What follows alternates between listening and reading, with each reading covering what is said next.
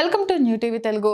తెలంగాణలో వ్యవసాయ మోటార్లకు మీటర్లు పెట్టేందుకే రైతు డిస్కం ఏర్పాటు చేస్తున్నారంటూ ప్రతిపక్ష బీఆర్ఎస్ చేస్తున్న ఆరోపణలపై ముఖ్యమంత్రి రేవంత్ రెడ్డి తీవ్రంగా స్పందించారు.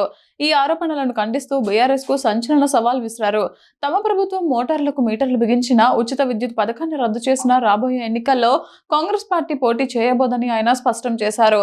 అదే సమయంలో తాము మీటర్లు పెట్టకుండా ఉచిత విద్యుత్ ను విజయవంతంగా కొనసాగిస్తే బీఆర్ఎస్ పార్టీ ఎన్నికల బరి నుంచి తప్పుకుంటుందా అని నిలదీశారు.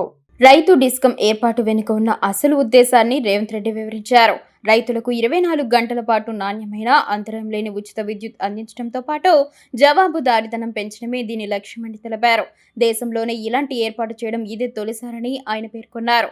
బ్లాక్మెయిల్ చేయడం బీఆర్ఎస్ నేతలకు అలవాటుగా మారిందని, ఎలాంటి ప్రతిపాదన లేకుండానే పచ్చి అబద్ధాలు మాట్లాడుతున్నారని ధ్వజమెత్తారు. ఈ సందర్భంగా బీఆర్ఎస్ నేత హరీష్ రావుపై రేవంత్ రెడ్డి ఘాటు వ్యాఖ్యలు చేశారు. హరీష్ రావు ఎవరెవరితో మాట్లాడుతున్నారో తన దగ్గర పూర్తి సమాచారం ఉందని, వచ్చే ఎన్నికల నాటికి ఆయన ఏ పార్టీలో ఉంటారో ఆయనకే తెలియదని ఎద్దేవా చేశారు. బీఆర్ఎస్ లోనే ఉంటానని కేసీఆర్ పై ఒట్టేసి చెప్పాలని సవాల్ విసిరారు. రానున్న ఎన్నికల్లో బీజేపీ, బీఆర్ఎస్ కలిసే పోటీ చేస్తాయని జోస్యం చెప్పారు. ధాన్యం కొనుగోలు అంశాన్ని కూడా ప్రస్తావించిన సీఎం మద్దతు ధర ప్రకటించిన కేంద్రమే వడ్లు కొనాలని, లేదంటే జూన్ 15 తర్వాత బీజేపీ నేతల ఇళ్ల ముందు వడ్ల కుప్పలు పోస్తామని హెచ్చరించారు.